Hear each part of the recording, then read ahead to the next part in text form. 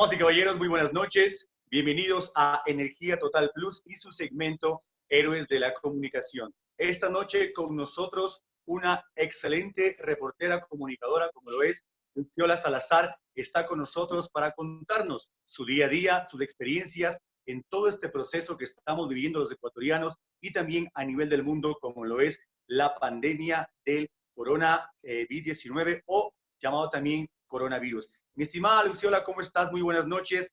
Te saluda Juan Carlos Cepeda desde la capital de los ecuatorianos. ¿Cómo estás?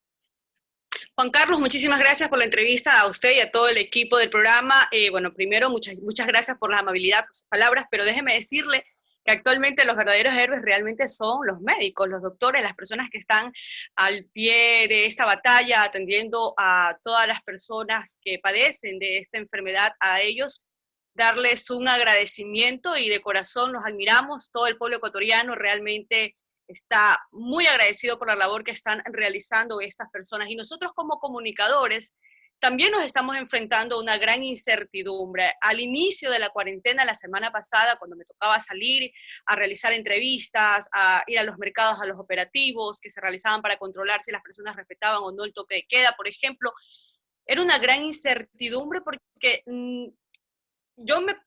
ahora luego de varios días, yo me pongo a reflexionar, ¿no? Cuando los periodistas siempre nos toca cubrir situaciones extremas como estas de emergencia, no podemos dejar de lado también el pensar que somos vulnerables. Nosotros también estamos expuestos, al igual que todo el mundo, a algún tipo de situación adversa. Y en el caso del coronavirus, al momento que uno salía a la calle a realizar las entrevistas, era inevitable pensar o buscar la manera de evitar el contagio, ¿no es verdad? Y era un poco difícil. Por ejemplo, cuando fui a un mercado, el intendente realizó un operativo para controlar el precio de los víveres. Por más que yo le decía al camarógrafo, tratemos de no estar expuestos las personas se agrupan, las personas se aglomeran para protestar o para increpar con el intendente, tratemos de no estar ahí, pero era muy difícil realmente, es muy difícil, por más que tú trates de adoptar medidas, es un poco complicado al momento de evitar estar expuesto. Entiendo yo que ya ahora, a partir de esta semana, la situación ha cambiado mucho porque ya no hay, digamos, tantas personas en la calle, pero hay ciertos puntos que siguen siendo considerados como peligrosos o focos de infección, como son los mercados, por ejemplo. Muy bien, mi estimada Luciola. Queremos que nos cuentes, por favor, tu experiencia como comunicadora, tu experiencia de tantos años en este trajinar día a día de la comunicación. ¿Dónde has comenzado? ¿Cuál ha sido tu trayectoria profesional? Y hoy por hoy, si es que te encuentras trabajando en algún medio de comunicación puntual, ¿y cómo ha sido este proceso que estamos viviendo los ecuatorianos? Actualmente estoy laborando en Telerama Noticias como reportera. Ya tengo 14 años de experiencia siempre laborando en la calle. Yo soy digamos, periodista de terreno. Me ha tocado cubrir muchas adversidades, protestas, incluso en el terremoto. Me tocó estar en Pedernales, me tocó ver la lamentable situación que se vivió allí producto del terremoto, pero lo que estamos viviendo ahora realmente es muchísimo más doloroso. Es muchísimo más doloroso porque muchas de las personas se enteran de los fallecimientos, de todo lo que está ocurriendo en casa y nos angustiamos y tal vez sentimos un poco de temor por todo lo que está ocurriendo, pero las personas que salen a la calle, las personas que viven esa experiencia, digamos, con una proximidad, el impacto es mayor, el impacto es peor. Entonces, bueno, a los periodistas nos toca ser fuertes, nos toca tener una actitud mucho más, digamos, un corazón tal vez más duro, no dejando la humanidad de lado, por supuesto que sentimos tristeza, por supuesto que nos deprimimos, hay momentos en el que decimos ya no podemos, pero al mismo tiempo tenemos que tener esa fortaleza porque la ciudadanía lo necesita. La ciudadanía necesita ver, no solo de los gobernantes, sino también de las personas que están en pantalla, necesitan ver esa fortaleza para transmitírselas a ellos y que ellos también no dobleguen. En estos momentos es muy importante no doblegar. Tenemos un enemigo invisible Esto es una guerra, es una batalla, el enemigo es invisible y nosotros tenemos que ser fuertes como en todas las guerras, como en todas las batallas. Lamentablemente no tenemos tal vez mucha experiencia, esto es una guerra distinta, es una guerra que a todos nos ha cogido por sorpresa. Te pongo un ejemplo, antes los periodistas se preparaban para ir a cubrir eventos bélicos, existía el llamado periodista de guerra, a nivel de periodismo, habían cursos internacionales, localmente también el ejército brindaba cursos a los periodistas para prepararse en este tipo de coberturas conflictivas. Pues ahora al periodista le va a tocar también prepararse para tener este tipo de coberturas, porque yo he visto ya muchas opiniones internacionales de que lamentablemente este brote va a continuar, nos va a tocar convivir con el COVID-19 en nuestro ambiente y que en un futuro se van a venir incluso otros brotes, ya lo están advirtiendo, como ya lo han advertido años anteriores los científicos. Entonces a los periodistas nos queda prepararnos, nos queda tener un carácter muy fuerte, no doblegarnos y al mismo tiempo prepararnos para saber cómo enfrentar cada una de esas coberturas y cómo podemos nosotros ser de ayuda. Cuando te digo de ayuda, no solamente en brindar la información, que por supuesto que ayuda, sino también en transmitir a la ciudadanía ese espíritu de no desmayar, de no decaer y de seguir luchando, de seguir batallando frente a esta adversidad. Ahora justamente queríamos saber cómo fue esta cuestión del video que circula por redes sociales en el cual tú te diriges pues bastante puntual a lo que tú viviste en carne propia o estás viviendo en carne propia con el tema del coronavirus. Queremos que nos cuentes de eso, por favor. Mira, yo el martes pasado empecé a sentir síntomas, dolor de cabeza, fiebre, malestar y un poco de tos.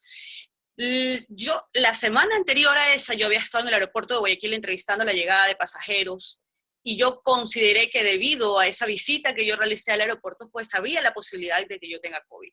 Obviamente yo como periodista, los medios de comunicación no descansamos, a diferencia de otras empresas que cerraron y las personas están guardando cuarentena en casa, pues yo seguía saliendo a la calle. Y consideré prudente que tenía que hacerme la prueba, pues dependiendo del resultado, yo seguía saliendo o me quedaba en casa. Pero eso fue un martes, el jueves, la persona que me atendió en el 171 consideró que yo debía hacerme la prueba por todo lo que ya les expresé, pero lamentablemente cuando fui al hospital de infectología me dijeron que solamente se les estaba realizando la prueba a aquellas personas que presentaban síntomas graves, es decir, personas que se están ahogando y que no pueden respirar. Esto el gobierno nacional desde un principio lo implementó. Desde un principio el gobierno solamente ha estado efectuando pruebas a las personas que están graves de salud.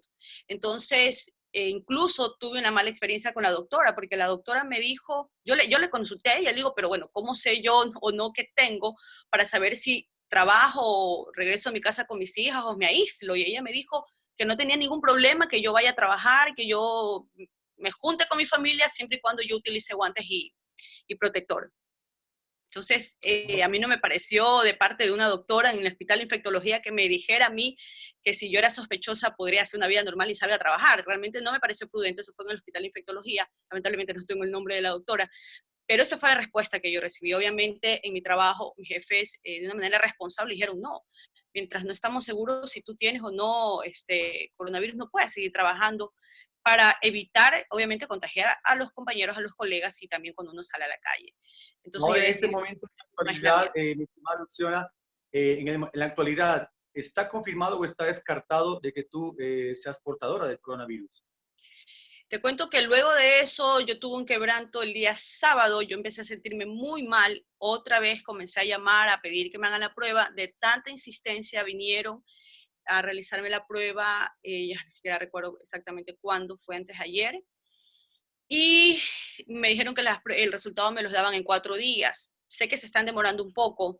Tengo una amiga que le realizaron la prueba el sábado pasado, es decir, hace 7 días y todavía no le dan los resultados. Estamos hablando de que esa prueba fue ya hecha hace cuántos días y cuántos días van de retardo ya las instituciones en entregarte el resultado. El día jueves me realizaron la prueba, me dijeron que en 4 días estaba el resultado, es decir, el lunes. Esperemos que esté para el lunes el resultado. Lo que sí te puedo manifestar es que, bueno, gracias a Dios, yo he tratado de en mi encierro implementar la medicina natural, es decir, tomarme los beneficios, aprovechar los beneficios, por ejemplo, de plantas como el jengibre, el limón, el tomate, el aceite, mejor dicho, alimentarme bien.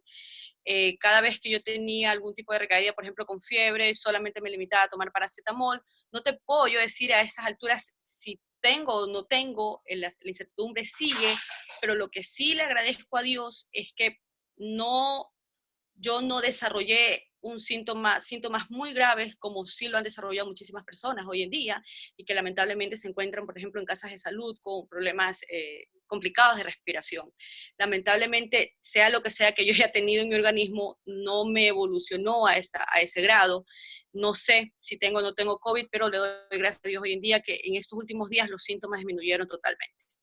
¿Cómo ha sido esta etapa de encierro, de cuarentena, lejos de tu familia? Tenemos entendido de que tú eres madre de familia. ¿Cómo ha sido estar Claro. lejos de tus criaturas, de tus niñas, si no me equivoco? ¿Cómo te has sentido tú como madre? ¿Cómo ha golpeado esto a ti como ser humano? Las extraño muchísimo, extraño muchísimo a mis hijas. Ese era otro motivo por el cual yo quería hacerme la prueba rápido, porque obviamente si a mí me descartaban, yo me podía hacer cargo de ellas, ¿no? Como toda madre quiere hacerse cargo de sus hijos, lamentablemente mientras está la incertidumbre y mientras exista la posibilidad, el instinto de madre me dice, no, mejor no, hasta no tener los resultados, mejor no me junto con ella, no convivo con ella. Entonces las extraño muchísimo, pero al mismo tiempo, bueno, sé que están bien, sé que no soy la única, como yo hay muchísimas personas que han tenido que alejarse de su familia guardando cuarentena por el bienestar de los suyos, por el bienestar de sus seres queridos.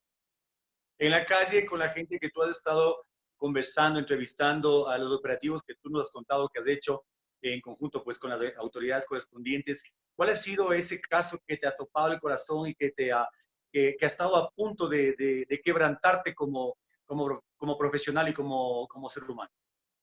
No en la calle, porque esta semana yo he estado encerrada, pero bueno, me ha pasado lo mismo que a todos, ¿no? Yo creo que ya a estas alturas todos tenemos a alguien cercano que ha fallecido o alguien cercano que está llevando una situación adversa muy difícil. Tengo una amiga que acabó de perder a su esposo y a su padre al mismo tiempo, por ejemplo, el mismo día perdió a sus dos seres queridos. Y veo en redes sociales tantas historias que realmente nos conmueven muchísimo, nos entristecen muchísimo. Lo que te puedo contar, porque de pronto, bueno, muchas personas que guardan encierro, aislamiento en una habitación, a la final les ha pasado lo mismo, y es que he tenido mis momentos de quebranto también, he tenido unos niveles de estrés muy fuertes.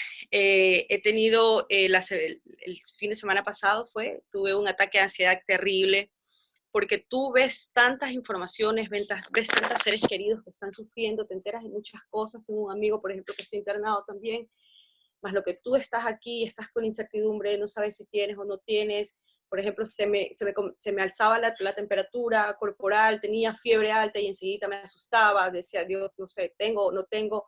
Comenzó a mezclarse, ¿no? La incertidumbre, más ver lo que estaba ocurriendo a otras personas, y el hecho de estar encerrada, una mezcla, ¿no? Y que por ratos a ti te afecta psicológicamente y mentalmente también, ¿no?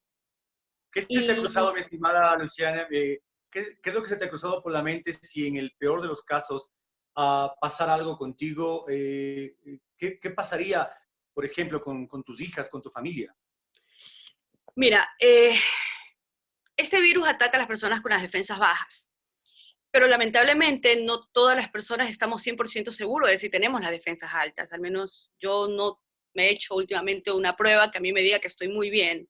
He tenido algunas dolencias y lamentablemente creo que por eso es que la mayoría o la mayor parte de las personas nos entra incertidumbre, esa duda, ¿no? No hay algo que a mí me diga, no, tranquila Luxiola, a raíz de esta prueba te puedo decir que tú estás bien con tu sistema inmunológico y no te va a pasar nada, como para uno tener la seguridad de enfrentar al virus y decir, bueno, ok, no importa que yo contraiga el virus, yo tengo mi defensa alta, mi defensa alta, no me va a pasar nada.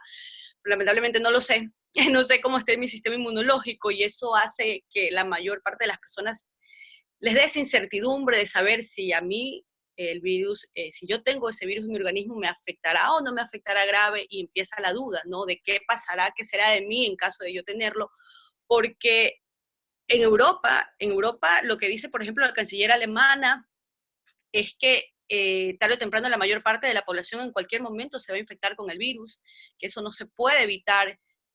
Todo lo que estamos haciendo como el aislamiento, y de hecho ya lo hemos escuchado, un audio filtrado del vicepresidente también, que todo lo que se está haciendo ahora es solamente tratar de que colapse el sistema de salud, aunque ya ocurrió en Ecuador, y de que todos se enfermen al mismo tiempo, ¿no?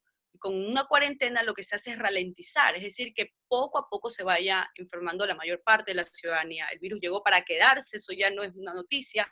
Entonces, tarde o temprano nos vamos a enfrentar a ese virus en la calle. Ahora, Y yo creo que dentro, esa es la duda, ¿no? Saber si tu sistema lo va a poder enfrentar o no. Y como la mayoría no sabemos, no sabemos cómo está nuestro sistema inmunológico, pues entra la incertidumbre un poco.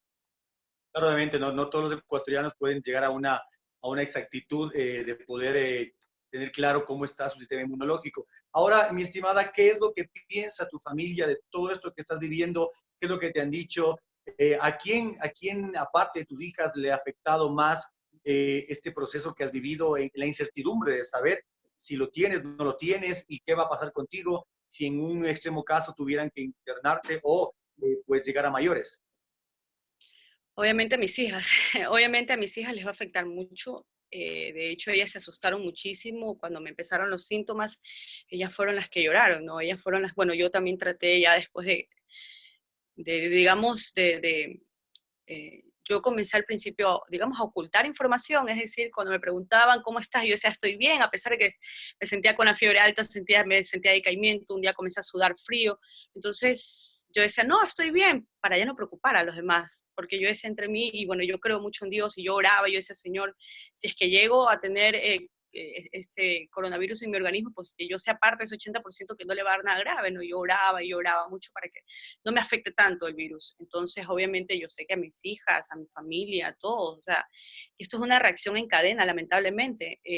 Por ejemplo, si a mí me pasa algo, lamentablemente mis padres, mi esposo, mis hijas van a sufrir mucho y cuando una persona sufre, una persona se deprime, lamentablemente el sistema inmunológico también baja y eres más susceptible o eres más vulnerable a la presencia o que este virus te haga daño. Entonces es un efecto en cadena, lamentablemente, ¿no?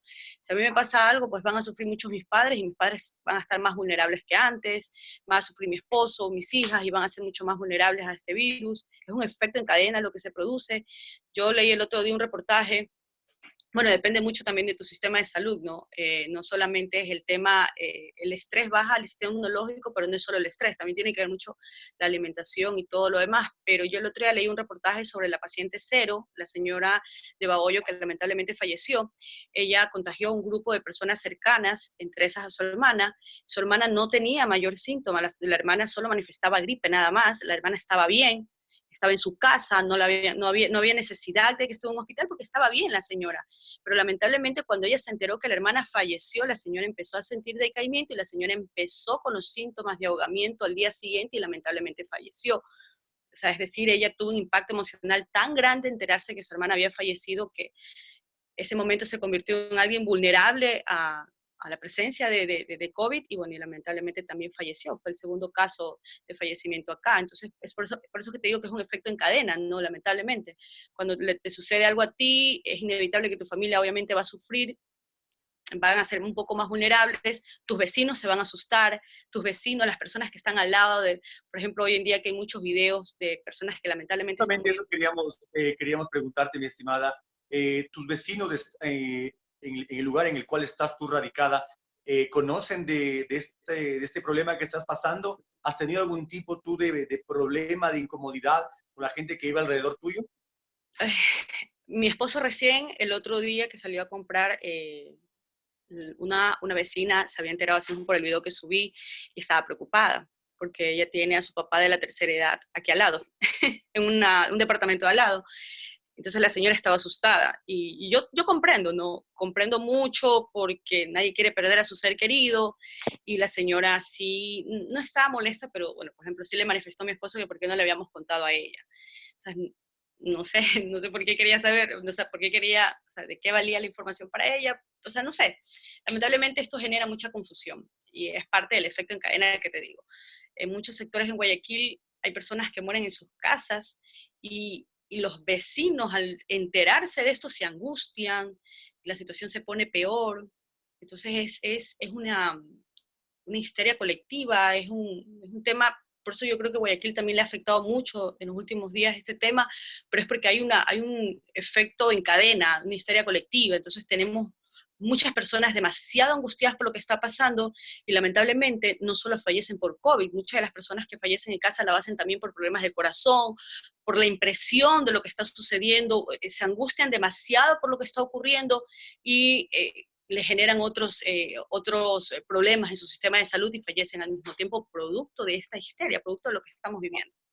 Ahora, en los momentos que tú has vivido en estos días, cuando has llegado a estar a punto de quebrantarte y de salir a la calle en esa desesperación normal causada por el estrés psicológico de estar encerrada, ¿qué es lo que ha hecho que vuelvas a retomar las fuerzas y que vuelvas a tener control de ti misma, de tus sentimientos, de todo, para poder seguir con esa calma con la que te vemos, ¿no? Porque te vemos realmente como una mujer bastante fuerte, bastante entregada y nos asombra pues justamente el saber que estás pasando por todo esto y quisiéramos saber qué es lo que hace que puedas todavía seguir soportando esto. Bueno, ver el rostro de mis hijas en videollamadas siempre me ha calmado.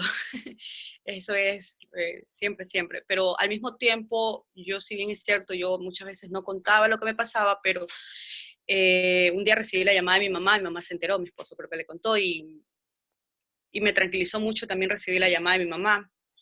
Y comencé a recibir muchos consejos buenos, por eso es que a mí sí me gusta hablar del tema, porque yo digo, bueno, si a mí, si fueron tan buenos conmigo en darme consejos que me sirvieron, pues a mí también me gusta también transmitir eso a personas que estén viviendo lo mismo. Entonces, a mí me aconsejaron, por ejemplo, desconéctate un día de las noticias, no veas nada, olvídate del COVID, dedícate a hacer otra cosa, dedícate a escuchar música, a ver películas de comedia, a reírte, a cantar, a imaginarte proyectos, escribe en una hoja qué proyectos te gustaría desarrollar a futuro, ponte metas, piensa en el futuro, y que nazca ese optimismo en mí.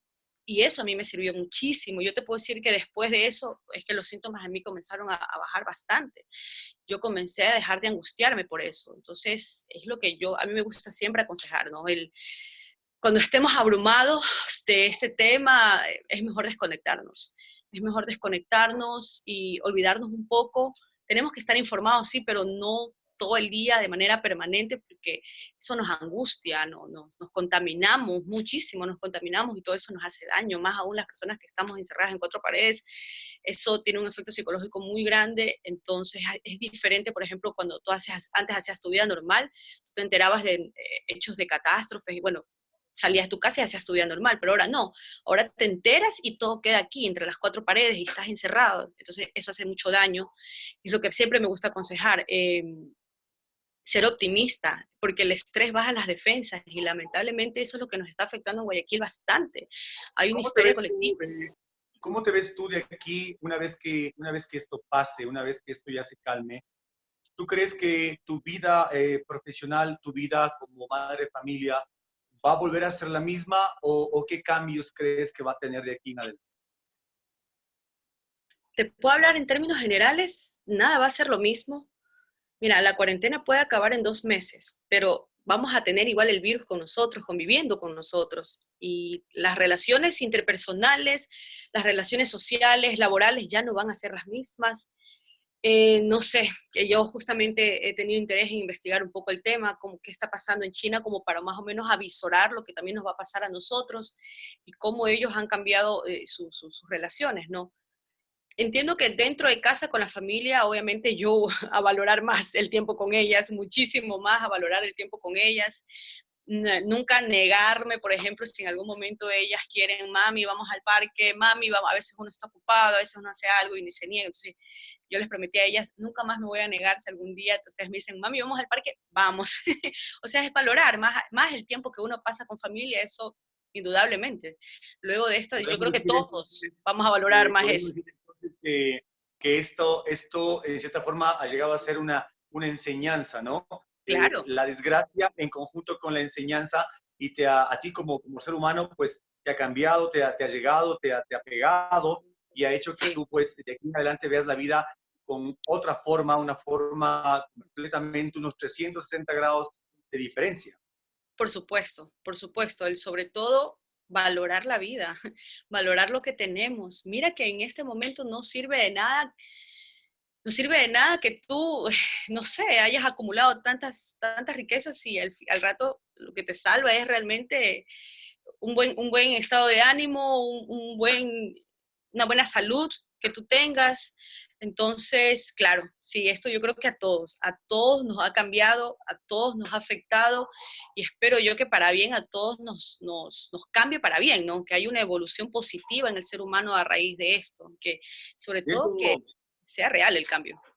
dentro del círculo de comunicadores, de periodistas, tus compañeros de trabajo, ¿sientes que ya has tenido tal vez algunos compañeros tuyos que se han alejado o te han dado la espalda al enterarse de que posiblemente tengas o no tengas el virus?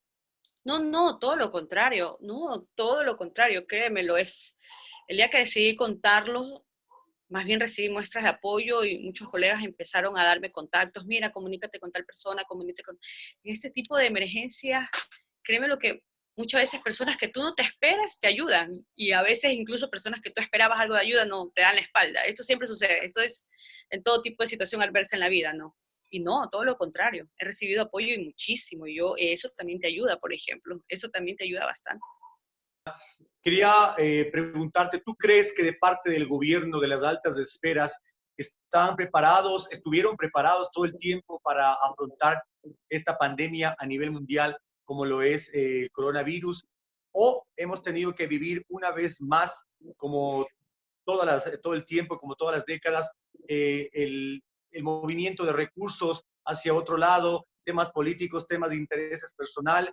¿Cómo ves tú ese panorama en la actualidad?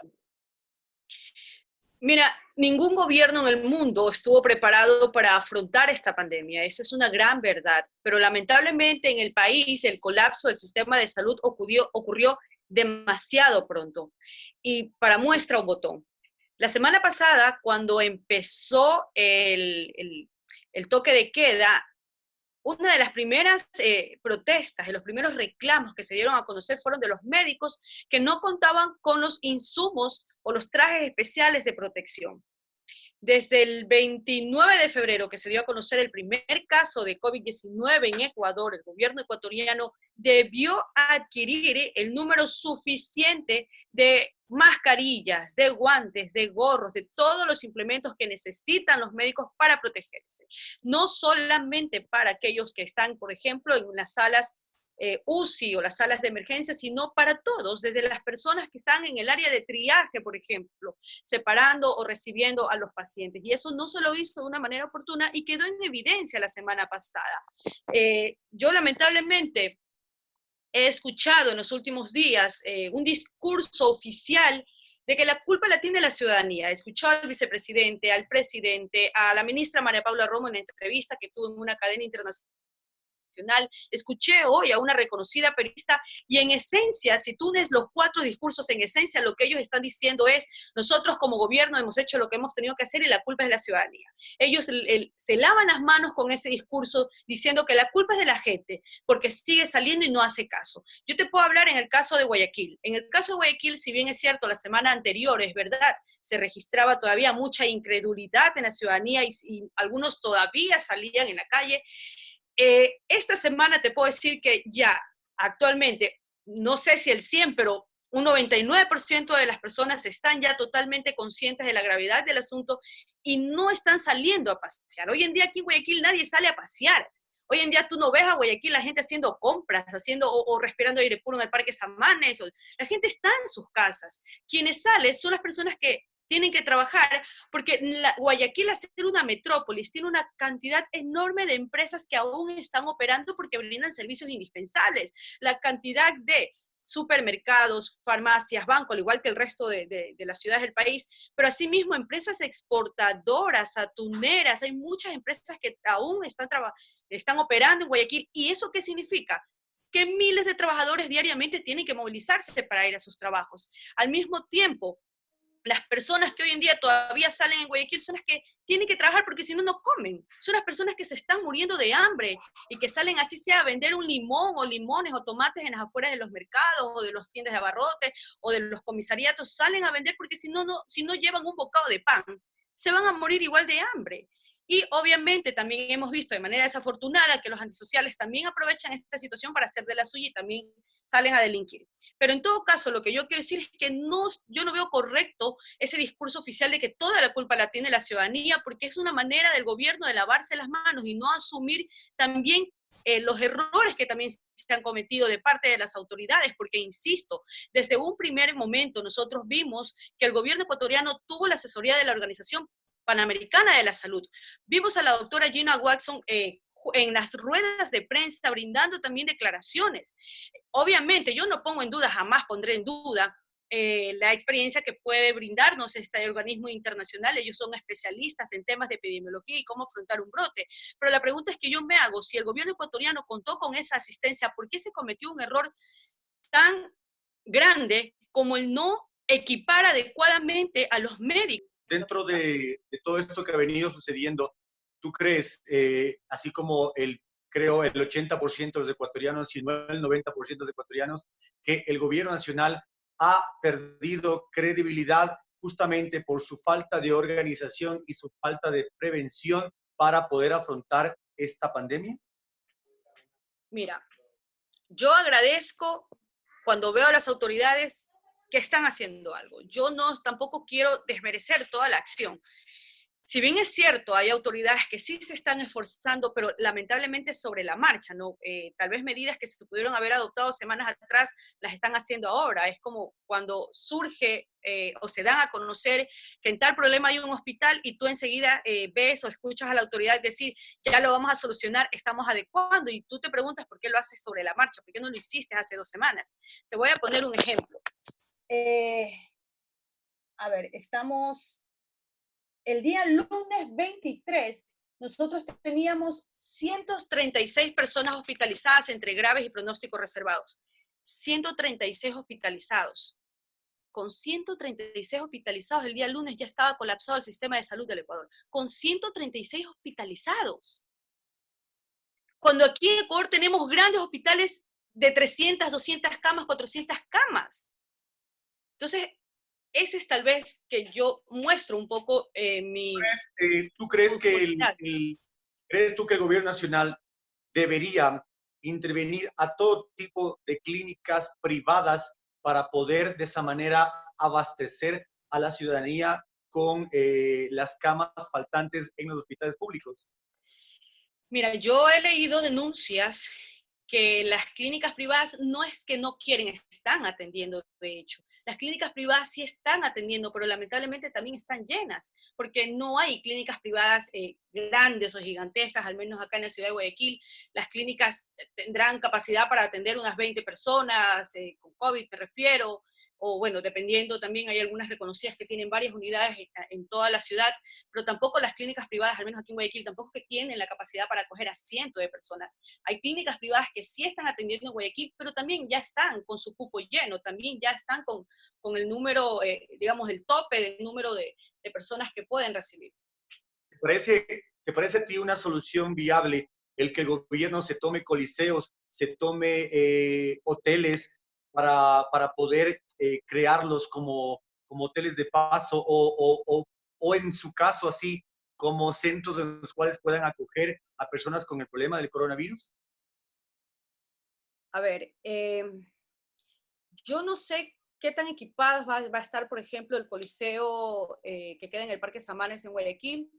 He visto las imágenes de las camas que se han colocado, pero obviamente en ese tipo de lugares las personas que se van a aislar son las personas que no presentan mayor problema respiratorio, ¿no? Son personas con síntomas leves. Eso es una opinión ya muy personal, ¿no? Las personas que presentan síntomas leves, si es que tienen cómo, porque obviamente no todas las familias ecuatorianas tienen cómo aislar a una persona dentro de una habitación, porque esa habitación debe de contar con un baño propio, por ejemplo. Entendemos que aquí en Guayaquil existen muchos barrios populares donde las familias viven en casas muy reducidas, donde hay un solo baño para toda la familia, incluso hay casas con una habitación para todas las familias, entonces es un poco aislar ahí a los pacientes. Entiendo yo que ese tipo de lugares están más dirigidos a las personas que no se pueden aislar en casa, que tienen que afrontar la enfermedad en un lugar aparte para no contagiar al resto de su familia, ¿no? Exactamente. Ahora, tu mensaje para el gobierno nacional, tu mensaje para la ciudadanía, tu mensaje para todas aquellas personas que tú sientes que les puedes comunicar este sentir de Luxiola Salazar. Que ya no se sigan cometiendo más errores. Entiendo que tal vez ellos no lo puedan admitir, ¿no? Porque eso también causaría, no sé, psicológicamente también afectaría a la población, pero que ya se tomen medidas mucho más drásticas. Y cuando digo medidas mucho más drásticas, no son solamente el aumentar el toque de queda 24 horas, como he leído muchísimo.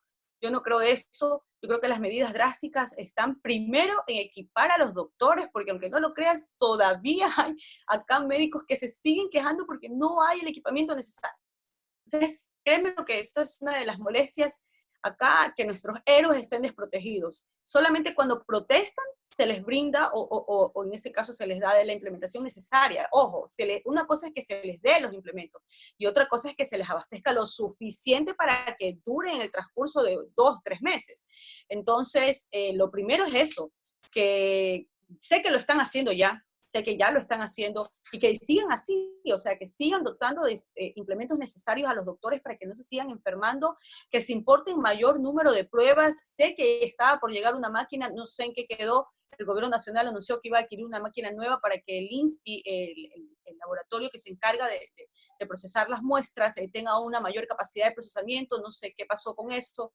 Pero evidentemente aumentar el número de pruebas y mejorar la protección a nuestros doctores creo que deben ser las medidas más drásticas y más fuertes que se deben implementar en este momento, y también obviamente hacer una campaña masiva y efectiva para que la ciudadanía comience a aplicar hábitos. Yo sé que eso es una responsabilidad personal, un gobierno no te lo tiene que decir, pero hemos visto que lamentablemente hay personas que todavía no reaccionan tanto o desconocen. Tenemos que reconocerlo, que lamentablemente hay una población vulnerable que no consume tanta información, tanta noticia, y hay que buscar la manera de llegar a ellos para que tomen conciencia y para que adopten las medidas de protección adecuadas, porque como te digo, la responsabilidad es de parte y parte, es del gobierno, pero también de la ciudadanía. Mi estimada Luxiola Salazar, para quienes conformamos de Energía Total Plus, ha sido un verdadero gusto poder compartir contigo a la distancia, puesto que tú te encuentras en otra ciudad. Esperamos que prontamente te puedas reincorporar a tus actividades, que esto sea, el resultado sea negativo en el tema del coronavirus para ti, que vuelvas a estar con tu familia, que vuelvas a estar en tus actividades normales, que el Ecuador entero tome conciencia que esto es un proceso que lo tenemos que afrontar con responsabilidad y con disciplina. Te agradecemos, esperemos pronto volvernos a reencontrar contigo en una entrevista y poderte ver ya nuevamente compartiendo con tu gente, con tu público en las coberturas en todo el país. Muchas gracias y una buena noche para ti. A usted, Juan Carlos, cuídense muchísimo. Gracias.